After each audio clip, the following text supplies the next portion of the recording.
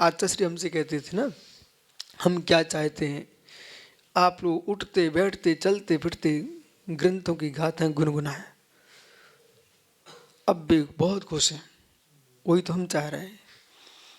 आप बात भी करो, सामान्य बात भी कर रहे हो, उसमें प्रमाण आगम का आना चाहिए। और होता है, होता है। तो वो हर समय कहते थे रहते हैं, बोले ग्रंथ की गाथाएं गुनगुनाना चाहिए। उनने जितना सोचा उनका मन की पूरी हो गई। कभी सोचते थे जब दीक्षा के बाद भिंड से चले तो सोनागिर के रास्ते में ग्वालियर के बीच में बोले हमारा एक संग उत्तर में, दूसरा दक्षिण में, कोई पूरब में, कोई पश्चिम में, ऐसे साधु होना चाहिए।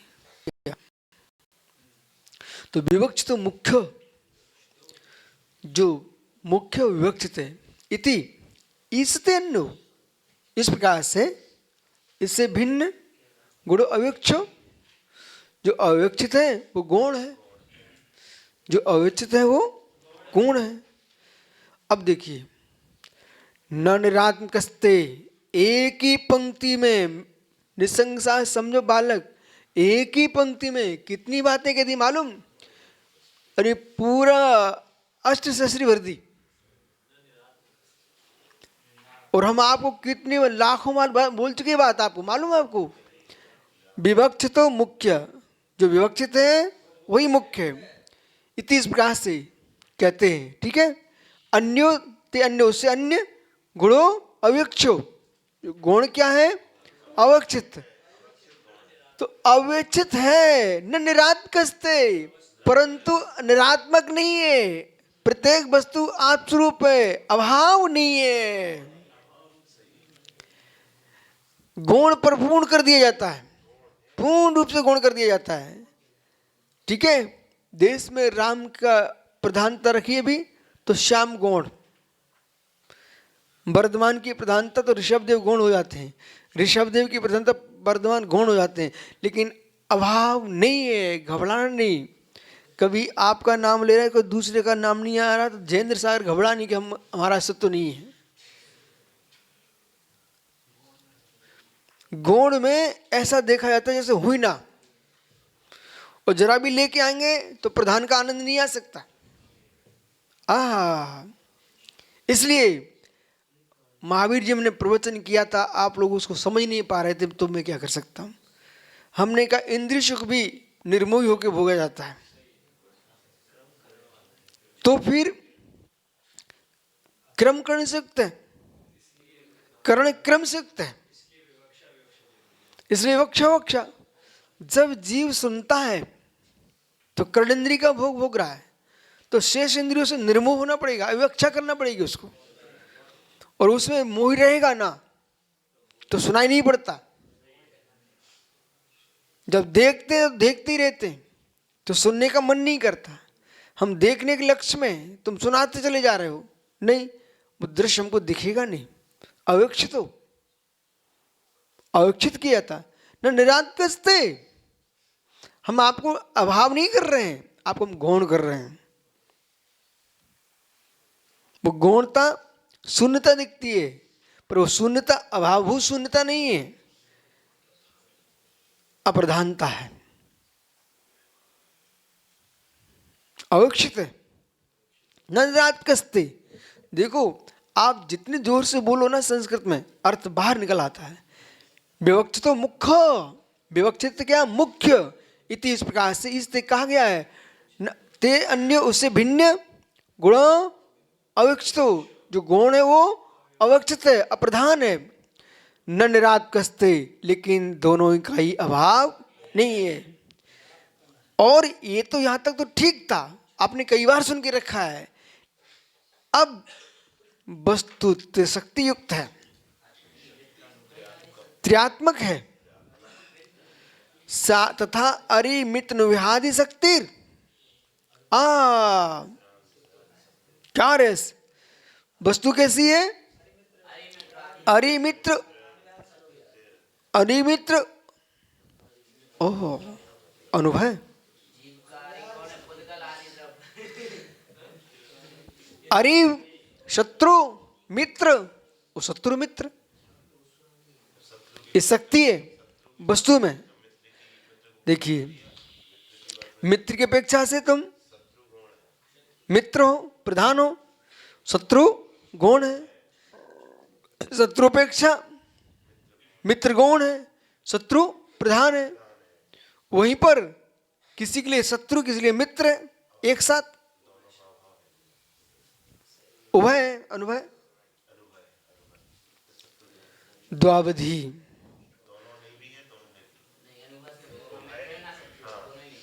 सुना ना, कोई ऐसे जो मध्यस्थ है, जो मध्यस्थ है, उसके लिए कोई ना कोई मित्र, ना कोई शत्रु है। न मैं शत्रु न च मैं प्रिया। ठीक है, अब देखिए, आप पुद्गल की बात कर रहे हो तो सुनिए,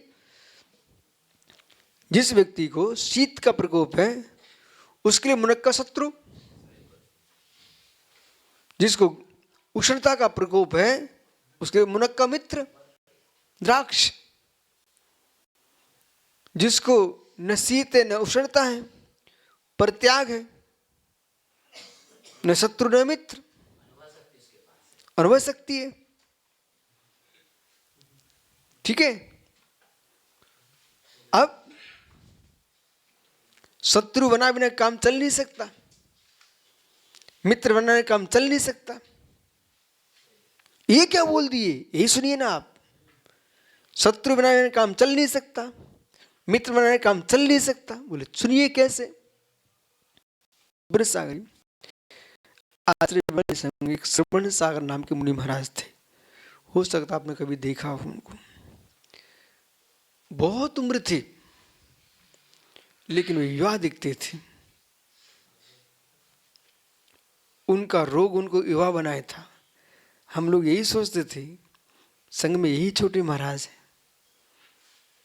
उम्र बहुत थी, आचार्य विराग साहब से बड़े थे दीक्षा में,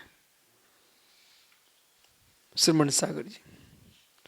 उनको कोई शक्कर का रोग था, तो उस शुगर के रोग वाला ऐसे हो जाता लकड़ी जैसा। तो वो बिल्कुल कमजोर हो गए, और कमजोर में भी दिखते थे कैसे, छोटे जैसे। लेकिन बहुत अपमान सहन करना पड़ता था उनको, मैं देखता रहता था। सुनो ये आसी विषय समझो, विवक्षा विवक्षा। अपमान ऐसा कि महाराज जी को तो शक्कर मीठी की बीमारी थी, लेकिन वो चित्रा भाई डांट देती थी। जिस दिन स्वास्थ्य खराब हुआ तो चिल्ला पड़ती सबके सामने, जरूर मीठा खा के आया होगा, ऐसे बोलते थे। उनका भाषा थी ऐसी। महाराज लोग भी समझाते थे, फिर भी वो कहते नहीं नहीं लिया, हमने नहीं लिया। बोले जरा सा लिया था, जरा सा भी लेना तो अस्वस्थ हो जाते थे। तो एक एक पल पल की शिक्षा का ध्यान रखना चाहिए वहां, कि भाई यदि जग जाहिर तुम्हारा स्वास्थ्य हो गया, उसके प्रतिकूल अवक्षित वस्तु को ग्रहण करोगे तो आप जगत की श्रद्धा में अवक्षित अविवेचित हो जाओगे। अपने आप को विवेचित रखना है तो फिर आपको जो तुम्हारी इष्ट वस्तु है उसको अविवेचित करना पड़ेगा। न्याय की बात समझ में आ रही है? तो जो वस्तु तुम्हारे लिए अविवेचित है, अरि शक्ति और मित्र शक्ति, वह शक्ति संपन्न वस्तु है। अरि शक्ति यदि जिसको ग्रहण करने से आपको सर्दी जुकाम कफ आदि की वृद्धि हो रही है, वो अरि शक्ति संपन्न है तुम्हारे लिए इसमें। और ये मौसम पुनः बदल रहा है। जब ठंडी प्रारंभ होती है कार्तिक के महीने में, तो कब प्रकोपित होता है, ठीक है, तो उसमें सबके छाती में कब बनने लगे। जैसी ठंडी प्रचंड होती है फिर ये देखो कोई खांसी मासी नहीं होती। ऐसी अब मौसम परिवर्तित हो रहा है, शिशिर जा रहा है बसंत की ओर। शिशिर जा रहा है, अब बसंत की ओर आ रहे आप। इसमें कफ प्रकोपित होता है, इसलिए कफ संबंधी सामग्री से आत्मरक्षा करें, उसको अवक्षित कर दें, अवचित कर दें, निरात्म ना करें। ठीक है, क्या आनंद। निरात्म मत करिए, निरात्भूत मत देखिए। जो निरात्म करना चाहते हैं वे क्लेश को प्राप्त होते। तो तथा शक्ति कार्य क्रम में वस्तु दो अवधि, दो अवधियां, दो सीमाएं, भाव अभाव, ध्रुव पर्याय, दो अवधि। कार्य क्रम में वस्तु एक कार्यकारी वस्तु है। यदि आपने कुचला को अरी नहीं माना तो तुम खा लोगे, मर जाओगे। विष को अरी नहीं माना तो मर जाओगे, और उसको मित्र नहीं माना तो औषधि कैसे बनाओगे? शोधन करके औषधि बन जाएगी।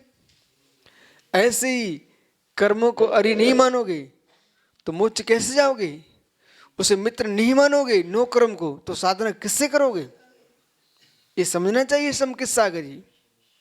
ऐसा आचार्य महाराज कहते हैं। नहीं, बुखार इनको आ रहा है कि सम्यक को आ रहा है? तो फिर सम्यक क्यों नहीं आए?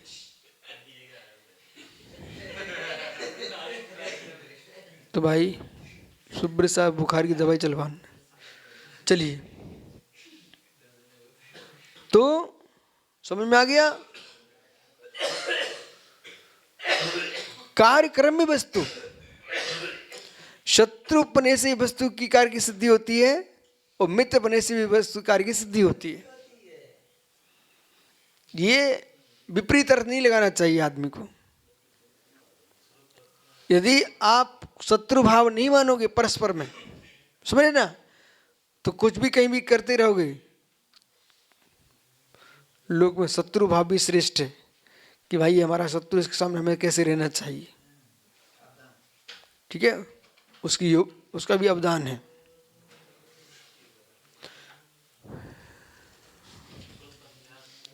वक्तुम इष्टो विवक्षितो, वक्तुम इष्टो विवक्षो। जो वक्ता को इष्ट है वो विवक्षित है। जो वक्ता को इष्ट है इसलिए वक्तव्य प्रयोग नहीं आ। जो वक्ता को इष्ट है वो विवक्षित है, मुख्य इति एवं इस प्रकार से कहते हैं। अन्यो अविवक्षितो वक्तो अनभिप्रेत हो। वो अन्य अविवक्षित है वक्ता के अनभिप्रेत। जो वक्ता नहीं चाहता वो क्या है? अनभिप्रेत है। गौणो, गौण है, अप्रधाना। क्या है वो? अप्रधान। अविवक्षित विषयत्याह, जो अविवक्षित विषय है न युक्तत्वात्, वो युक्त नहीं है, जो कहा नहीं जाता है, अप्रधान है। स तरही निस्वभावो भविष्यत्यः, तो वह निस्वभाव हो जाएगी। प्रश्नकर्ता के प्रश्न, निस्वभाव अभाव अवस्तु हो जाएगी। न इत्यादि, न ऐसा नहीं है। निरात्मको न निस्वभावो, वो निरात्मक नहीं है, स्वभाव शून्य नहीं है। न उक्त पदार्थस्ते, तो न अभाव रूप नहीं है।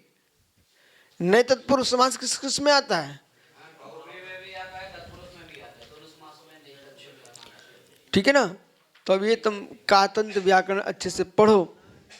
सुना पीयूष छोटे?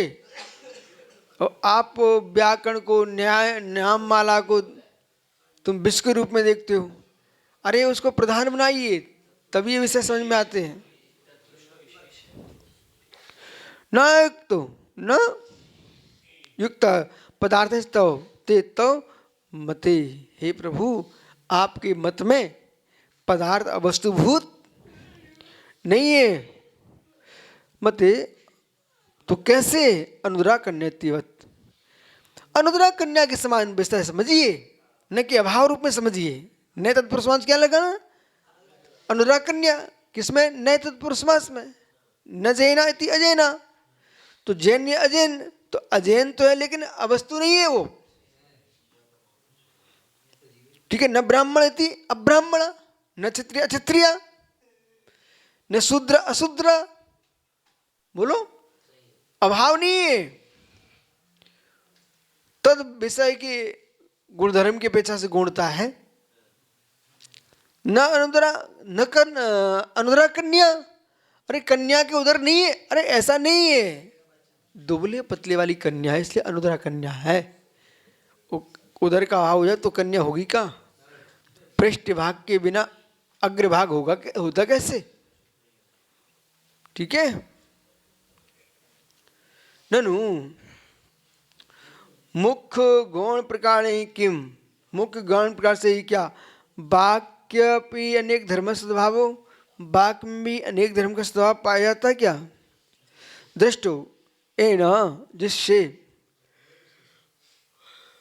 नए विषय से सो तथा, नए विषय से इस प्रकार से तथा कल्पित कल्पना करते आप, तथे इत्यादि वह सुनिए किस प्रकार से, तथा तेन वह इस प्रकार से गुण मुख्य गुण प्रकार है, गुण रूप से मुख्य रूप से, मुख्य रूप से गौण रूप से, एक मपि वस्तु, एक ही वस्तु, अरि मित्र नुभियाद शक्ति, एक ही वस्तु में अरि मित्र उभय शक्ति, अरिश्च मित्रः च अनुभवम च, अरि और मित्र जो अनुभव चित्तानी आदि है जिसमें सा शक्तिरियस उस शक्ति तथा तद अरि मित्र व्याज शक्ति वह है शत्रु मित्र शक्ति, तथा ही कोपी देवदत्ता, कोई एक देवदत्त, कश्चित तो कोई एक देवदत्त है और किसी कश्चित अनुपकारित्वात्, तो किसी का अनुपकारी है इसलिए क्या हो गया? शत्रु अरि हो गया। कश्चित तो मित्र, कदाचित किसी के लिए मित्र हो गया, क्यों हो गया? उपकारकत्वात्, उसका उपकार किया। अपरस्यो भया उपकार उपकार कारकत्वात्, तो जो अनुभव है अनुपकारी उपकारी दोनों, अन्य अनुभवम च, अन्य दोनों रूप है, उपकारी अनुपकारी अनुरूप, तम प्रति दासी उदासीनत्वात् इति, क्यों उदासीन है? किम पुनर्मुख्य गुण रूप धर्मद्वय कल्पना, तो फिर मुख्य और गौण रूप धर्म की कल्पना कैसे? प्रयोजन इत्यादि, प्रयोजन के बस से, द्वावधि भाव अभाव, भाव अभाव रूपम, भाव रूप और अभाव रूप, द्रव्य पर्याय हुआ अथवा द्रव्य पर्याय की दृष्टि से, द्रव्य